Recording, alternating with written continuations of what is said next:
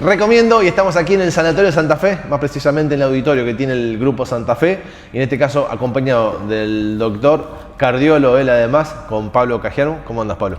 Bien, ¿vos, Maxi? Muchas gracias por recibirnos. Para hablar de algo que en el último tiempo, y con el devenir lo he visto ahí con mis hijos en otra área, como el tema de la educación, con la inteligencia artificial y cómo se bien utiliza, pero también se mal utiliza. ¿Y esto mismo se puede trasladar a la medicina? ¿La inteligencia artificial y cómo se aplica? Sí, a ver, es un tema, digamos, con la inteligencia artificial ha cambiado el paradigma de la forma de cómo vemos y cómo vamos a encarar en los próximos años todo, no solamente de la parte de la medicina, sino en general. Es como que la inteligencia artificial llegó para quedarse y esa es una realidad. Ya no estamos hablando de algo futurístico, de algo que está por venir, sino que ya está entre nosotros, obviamente en etapas muy precoces, recién está empezando todo esto y falta avanzar y evolucionar mucho. La inteligencia artificial, digamos, no es algo nuevo, no es algo que haya empezado hace poco, sino que ya lleva muchos tiempos. Nos podemos remontar históricamente, si querés. Alan Turing, no sé si te suena, la película Enigma en su momento, la que descubrían cómo decodificar los códigos de los nazis. Bueno, eso se generó una computadora, esa fue la primera computadora que se toma conciencia de que existe y gracias a esa computadora y al invento de este ingeniero científico Turing se pudo adelantar la Segunda Guerra Mundial en 2 años. Se calcula que gracias a ese invento se podía predecir ataques de alemanes y bueno, gracias a eso se evolucionó mucho. Ahí empieza, después de todo esto, Turing a preguntarse si las computadoras podrían llegar a ser más inteligentes que las personas. Y bueno, él mismo inventa un test que se llama test de Turing, justamente que hoy en día se utiliza para poder ver si las computadoras pueden llegar a ser más inteligentes que la persona. Estamos lejos de eso. Se puede decir que se puede hablar como de inteligencia artificial en evolución. Hoy en día tenemos la inteligencia artificial básica, es una inteligencia artificial que es muy compacta, se le llama débil porque no piensa mucho, calcula, prácticamente lo que hace es calcular. Se habla el día de mañana, los científicos no se ponen de acuerdo, pero se calcula que a 5 años o a 20, algunos dicen que nunca, va a poder igualar recién al humano en su razonamiento, en su pensamiento. Y después está lo que se llama superinteligencia, que es la inteligencia artificial, que es algo que vos estás viendo muy a futuro, que bueno, yo tomando siempre en cuenta para que la gente por ahí entienda, películas, ¿te acordás de Terminator, Skynet? Sí. Bueno, Skynet, o en Matrix, la Matrix propiamente dicha, bueno, ahora que está de moda Misión Imposible, que también habla de inteligencia artificial. Bueno, esas inteligencias artificiales donde colapsan el mundo por cuestiones propias. Claro, que hoy estamos hablando casi de algo medio utópico. Estamos hablando de algo lejísimo. Entonces, bueno, también, como te decía, lo del paradigma. La inteligencia artificial genera en muchas personas intriga, o sea, le genera curiosidad. A la larga de la corta todos terminan interactuando mínimamente, siempre y cuando tengas un dispositivo electrónico, con la inteligencia artificial. Hay gente que le genera desconfianza, mucha desconfianza, temor incluso. Y bueno, está la otra persona que piensa que vienen a acompañarnos, ni siquiera es que a suplantar. Sí, no nos van a reemplazar, por lo menos no por ahora. Entonces, esa simbiosis entre humano-computadora, inteligencia artificial, bueno, yo creo que va a exacerbar un montón de cuestiones buenas y positivas, sin duda. En la medicina, justamente, vamos a ver eso. Vos sabés que me tocaba por ahí charlarlo con algunos amigos médicos que están de abuela por distintos lugares del país, que me hablaban por ahí de la inteligencia artificial en lo que es el diagnóstico por imágenes. Sí. Pero dice, lo que me dicen ellos, mis amigos como médicos, es no hay como el ojo humano todavía, dice. La inteligencia artificial lo que ha venido, dice, o lo que nos muestra es por ahí una fractura, por ahí cuestiones como las más, para que la gente lo pueda entender, como las más básicas. Exacto. Pero como que todo el otro contexto que el ojo humano ve, interrelaciona y en base a otras cuestiones, como que no entrelaza todavía todo lo otro, ¿no? Sí, es así. O sea, hoy en día el humano no lo podés reemplazar de ningún punto de vista. Sí, la inteligencia artificial hay que reconocer que no se cansa, bueno, yo si querés te comento Sí. bien cómo funcionaría, pero no se cansa y tiene la factibilidad de procesar muchísimos datos por segundo, cosa que el humano no es que no lo pueda hacer, sino que es imposible que lo pueda hacer en poco tiempo. ¿Estamos? O sea que lo que hace la inteligencia artificial es reconocer patrones, que eso es lo más importante, y obviamente acelerar procesos. Eso es lo más importante. ¿Cómo lo hace esto? Por medio de cálculos. De ningún punto de vista la inteligencia artificial es inteligente. Hoy en día, justamente, la palabra inteligencia artificial, por lo menos esta es mi opinión, es a lo que se apunta a llegar, pero de inteligencia todavía no tiene nada. Lo que hace la inteligencia artificial es, más que nada, hacer cálculos. Para que vos entiendas, las bases de la inteligencia artificial es álgebra lineal, cálculo, probabilidad, que te lleva a estadísticas, y bueno, no más que eso.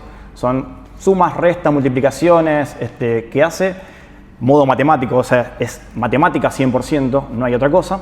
Entonces, bueno, la inteligencia artificial es como que aprende. No es que vos tenés un ente ahí que no aprende nada, sino que aprende. Mientras más información y más datos vos le das, ella va aprendiendo. En este caso, en el caso de la medicina o en el caso de lo que hablaba recién de diagnóstico por imagen, mientras más información vos le ponés a la inteligencia artificial, aprende a reconocer esos patrones. Cuando vos decías lo del diagnóstico por imagen, acá ya en el sanatorio estamos aplicando en diagnóstico por imagen, propiamente dicho, todo lo que tenga que ver con inteligencia artificial. Estamos arrancando con lo que son las radiografías. Y obviamente no reemplazar nunca al humano desde ningún punto de vista, porque el humano ve un todo del paciente, la inteligencia artificial ve patrones. El recorte. Trata de ir buscando datos de ese paciente como para llegar a un diagnóstico, pero nunca, jamás va a poder decir, bueno, esto es así. Sí o sí tiene que estar el ojo humano, que es el experimentado, y el que ve al humano en todo, y va a poder decir esto es esto, y no lo que decía la inteligencia artificial. Aparte, tiene mucho sesgo. Imagínate que la inteligencia artificial vos, en lo que respecta a medicina, la entrenás. Entrenar, se habla mucho de, no sé si escuchaste hablar, del machine learning, del deep learning. Bueno, esos son modos de aprendizaje que tiene la inteligencia artificial. O sea, el machine learning es, digamos, cómo aprende la computadora. La inteligencia artificial tiene 3 formas de aprenderlo.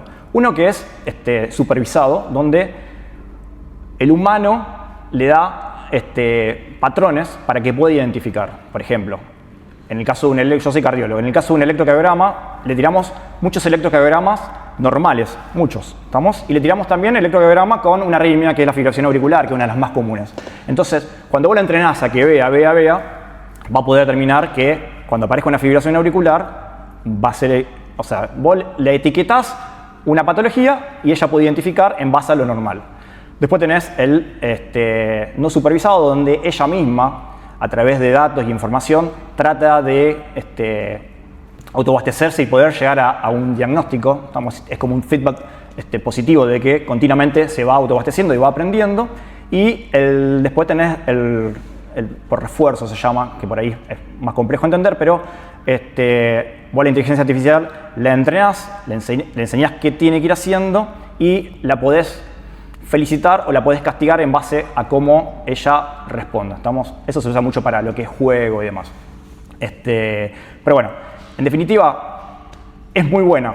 Es muy buena para hacer cálculos, como te digo, estadísticamente. Claro, como un complemento. Es un complemento, es una sinergia. Es como cuando vos tenés, siempre yéndome a la medicina, un antihipertensivo. Tomás un antihipertensivo, uno solo.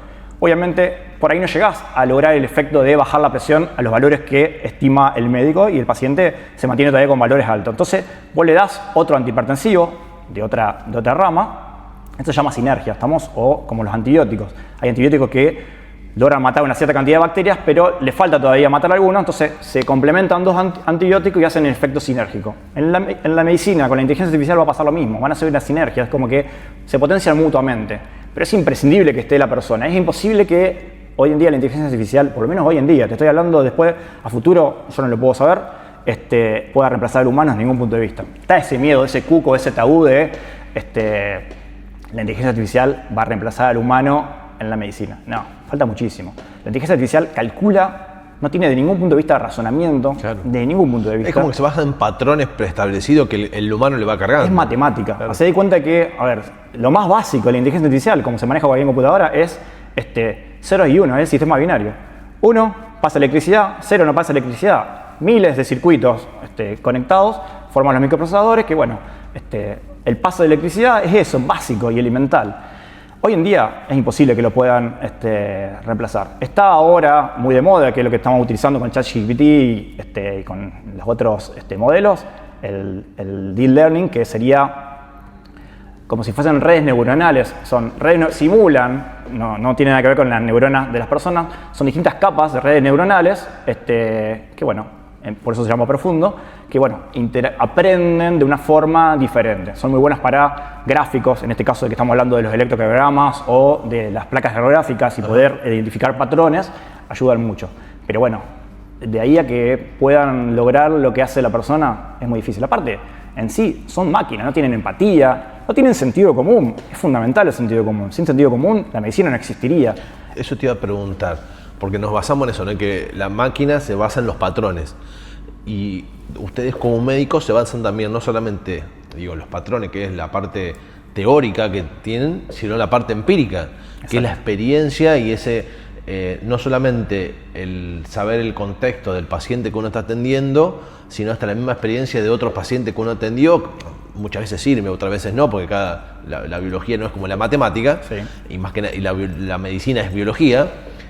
Hace, ¿no?, esto de ese contrapunto, ¿no? Sí, seguro. Eso es, como vos decís, a ver, hoy día ayuda muchísimo. Yo te puedo nombrar un montón de ejemplos que nos beneficia, que por ahí la persona no lo podría hacer por cuestiones de velocidad, de tiempo y demás. Pero bueno, lo que tiene que ver con, yo lo que estoy usando actualmente en mi consultorio es tratar de predecir en lo que se respecta a prevención cardiovascular, tanto primaria como secundaria. Primaria sería la prevención de que a un paciente le aparezca un primer evento. En tu caso, que te aparezca un infarto, un ACV, o si ya tuviste un ACV o un infarto, prevenir que te aparezca un segundo episodio, que sería la prevención secundaria.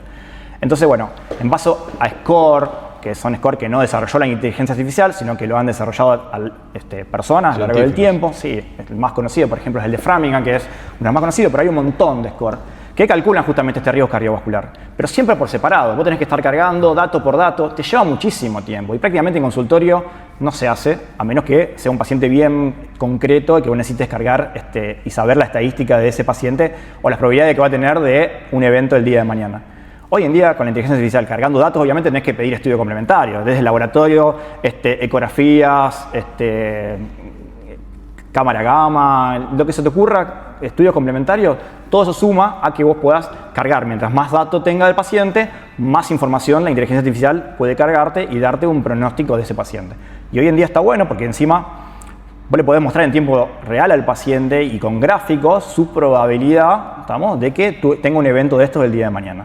Entonces, bueno, no es lo mismo que venga el paciente y vos lo sientes y le diga, sí, usted es obeso, es hipertenso, es diabético, tiene un 30% de posibilidades de hacer un SB dentro de los próximos 5 años, a que vos le digas, mirá, en base a todo esto que estuvimos viendo, las probabilidades de que te pasen son estas, mostrarle con gráficos, y eso se calcula prácticamente en segundos, porque esa es la realidad, es en segundos. Y está bueno eso, además como consejo y llamador de que el paciente también se haga esos controles. Seguro. Aunque sean los controles de chequeo rutinarios, aun cuando tal vez la familia no tiene nada, porque tal vez estas son cuestiones que surgen de la noche a la mañana también. Sí, obviamente. El control cardiológico, más allá de la inteligencia artificial o no, se debe hacer en todo paciente después de los 50 años, sí o sí, por lo menos una vez por año, siempre y cuando no tenga comorbilidad, después en base a si el paciente es más complejo, tiene que venir más seguido y hay estudios complementarios que se le pide a uno y a otros no. Esa es la realidad. Ni hablar de pacientes que ya tienen antecedentes previos propios o de familiares, de jóvenes con alguna patología cardiovascular.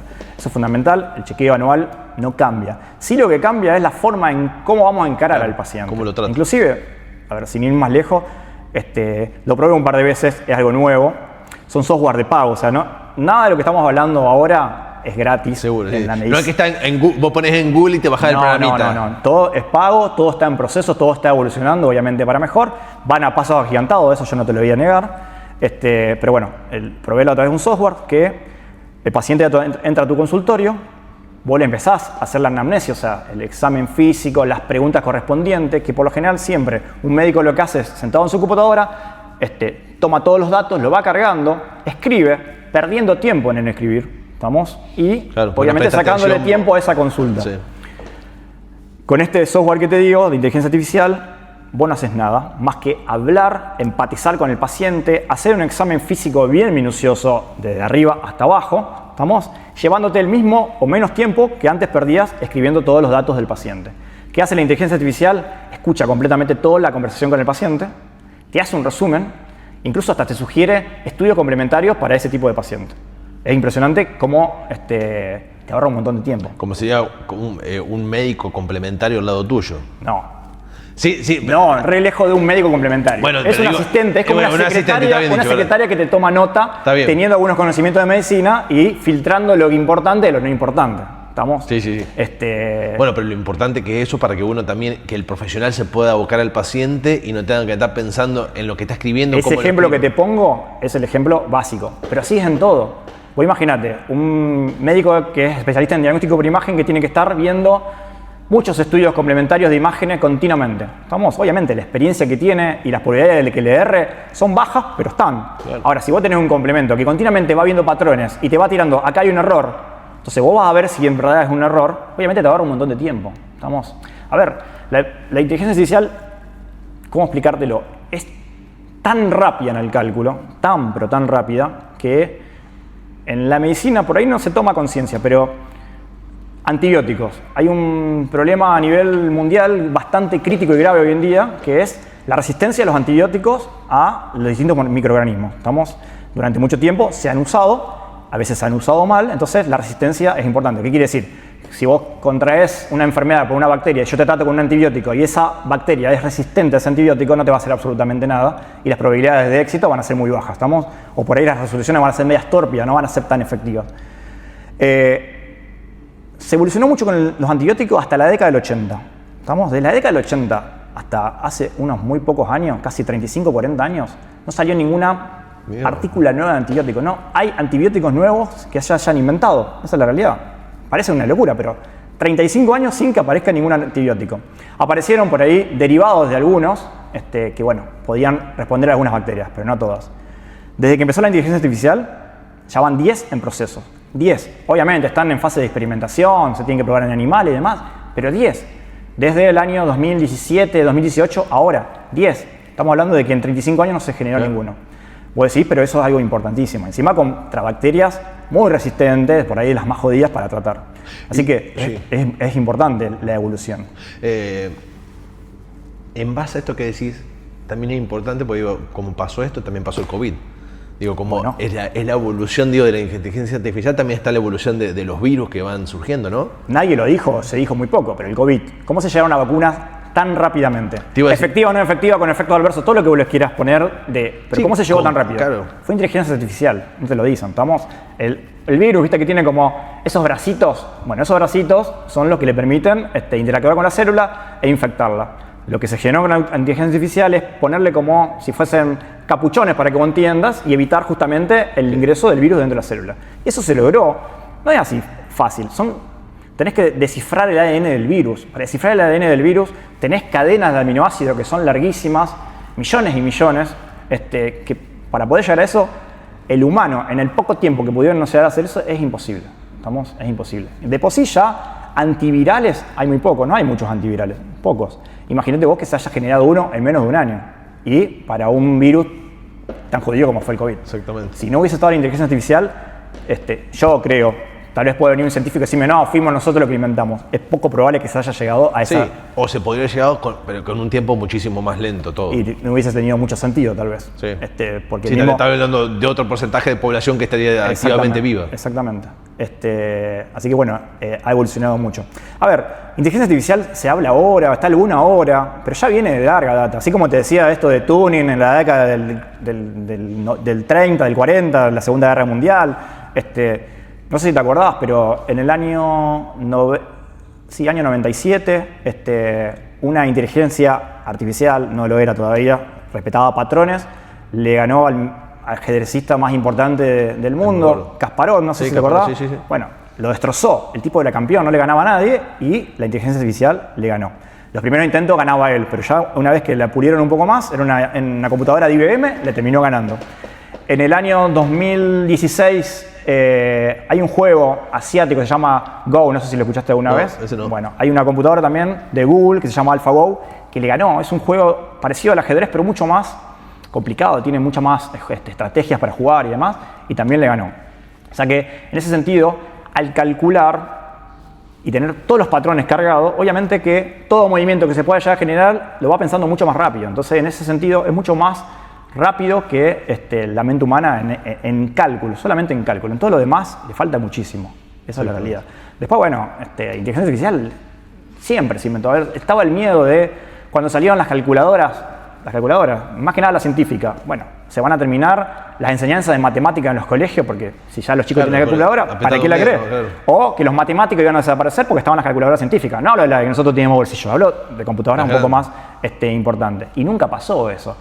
Yo me acuerdo, década 90, yo soy grande, primeras computadoras que llegaban a Argentina.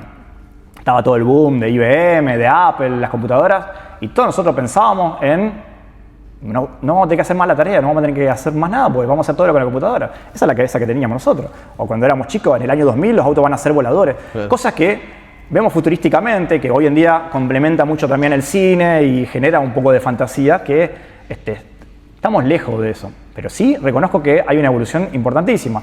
¿Por qué se genera el boom ahora? Cosas bien concretas. Primero, la data que hay, el dato, todo lo que hay en la red, por así decirlo, de datos, que antes no existía. Y la velocidad de esos datos también. La velocidad de procesamiento de datos. O sea, tenés los CPU, que fue lo primero que son los microprocesadores convencionales. Después de ahí venís con los GPU, que son, digamos, las procesadoras gráficas, que son las que se usan en la tarjeta de video. Todo surgió con los videojuegos, en realidad se usaban para videojuegos, para diseño gráfico. Ahí se empieza a ver que las placas de video eran mucho mejores que los microprocesadores para procesar y hacer cálculos en paralelo. Pueden hacer miles de cálculos en paralelo, a diferencia de un microprocesador que es más lineal. A ver, para que vos entiendas, un microprocesador convencional de una computadora que vos podés llegar a tener y demás, es como el director de orquesta, le dice a las distintas partes qué tienen que hacer, pero no hace música. En cambio, la placa de video en sí es tan potente en eso que genera que hace música de todos los colores. ¿Estamos? Bueno, placa de video es lo que se está usando más en día. Es prácticamente la base de todo lo que es la inteligencia artificial. En el año 2006 creo que fue, yo porque soy medio gamer y lo sé por eso, NVIDIA larga CUDA, que es una capacidad de procesamiento que tienen estas placas de video, y ahí empiezan a darse cuenta que la placa de video no solamente era para juegos o para diseño gráfico, sino que también podía funcionar para cálculos. Y se empiezan a dar los primeros pasos en utilizarla para justamente eso. Cuando fue el boom hace unos años de todo lo que eran las criptomonedas, los blockchains y demás, todo eso, los rigs de minería que cada uno tenía en la casa, bueno, ¿por qué se usaban las placas de video y no se usaban otro tipo de dispositivos? Justamente por esa capacidad de procesamiento de datos en paralelo. ¿Estamos? En la inteligencia artificial es la base, es lo mismo. Si bien ahora hay microprocesadores más específicos y destinados específicamente a generar inteligencia artificial, Google tiene algunos que se llaman TPU, no son gratis, tenés que pagarlo, no son físicos, no es que te lo dan a vos, sino que están en la nube, pero bueno, hoy en día están destinados específicamente a inteligencia artificial, no se usan mucho para lo que nosotros podríamos usar en la vida cotidiana. Lo que se usa son las placas de video, no es una ni dos, son miles en granjas, son miles de placas de video conectadas en granja, conectadas a una nube, y eso es lo que le da la capacidad de procesamiento y poder generar rápidamente este tipo de cálculos. Este tipo de cálculo es monstruoso, consume muchísima energía, es costoso mantenerlo, nadie lo dice, pero es muy costoso. Pero bueno, así como es costoso, es magnífico. Claro, te voy a decir, es valioso. Es magnífico. Por lo menos a mí no deja de asombrarme en el día a día porque todos los días van evolucionando y apareciendo cosas nuevas. Y bueno, ahora, sí, a modo de curiosidad, están, bueno, que te dije, el microprocesador convencional, la GPU, que son las placas gráficas, esta que te digo, los TPU de Google, y ahora hasta hace no mucho salió en la nueva computación, que es la cuántica, donde ya el microprocesador es cuántico, ya no se te maneja con bits como se manejaban las computadoras convencionales, sino con qubits. ¿Qué es el qubit? Bueno, el sistema binario, como te dije, era 0 y 1 solamente. Sí. Bueno, ahora está la posibilidad de combinar 0 y 1 y 0 y 1 al mismo tiempo. O sea, son 3 combinaciones. Vos imaginate en el procesamiento cuánto más podés procesar en pocos segundos. Se está hablando de que, esto es medicina a futuro, pero no falta mucho para eso, se va a poder generar virtualmente un corazón específicamente de una persona que por tal padecimiento hay que hacerle tal cosa, y antes de hacerle el procedimiento vos lo podés generar como si fuese una imagen 3D e ir viendo las vías alternativas para poder llegar a solucionar el problema sin generarle complicaciones el día de mañana. Cualquier tipo de órgano lo podés generar con este microprocesador. Yo creo que por ahí viene el futuro de todo esto, por lo menos por ahora, según lo que yo voy viendo y leyendo. Capaz que el día de mañana no funciona y sale algo que es mucho más efectivo, pero por ahora me parece que viene por ahí. Igual es tecnología de punta, muy costosa, anda buscando en el Pentágono, nomás, porque no lo va a conseguir en otro lado. Pablo, gracias por estos minutos. No, por favor. Más que nada por abrir la cabeza y aquellos que están del otro lado de que también sepan cómo es la utilización por parte, digo, de ustedes, de los médicos, de la inteligencia artificial y cómo se aplica de eso esto mismo también a los pacientes, ¿no? Exacto. A ver, no va a reemplazar nunca al médico la inteligencia artificial, por lo menos no por ahora. Es un efecto sinérgico, como dije, una simbiosis entre ambos que tratan de dar un diagnóstico más rápido para el paciente. La Organización Mundial de la Salud habla de que aproximadamente fallecen por año 15 millones de personas, que es un montón, por retrasos en el diagnóstico o por errores en los diagnósticos. ¿Estamos? Que es un montón. Se habla que con la inteligencia artificial, si el médico empieza a utilizarla de forma habitual, se puede reducir entre un 20 a un 40%, eso que es un montonazo. Sí. Y en costo estamos hablando de más de 80.000 millones de dólares que se puede reducir hasta un 40% si se aplica de la forma que se tiene que aplicar. O sea, es fundamental y yo creo que llegó para quedarse. Bueno, en el Sanatorio de Santa Fe justamente ya la empezamos a aplicar y es el primer paso. Vamos a ir evolucionando junto con ella para dar el mejor servicio de atención a todos nuestros pacientes. Pablo, muchas gracias por esto. No, gracias a vos, Maxi. Con Pablo Gajeamo, charlando desde la parte de él, como es la especialidad de la cardiología, pero cómo se implementa la medicina y se entrelaza con la inteligencia artificial, charlando y conversándolo aquí en el Sanatorio Santa Fe, del Grupo Santa Fe, lo recomiendo.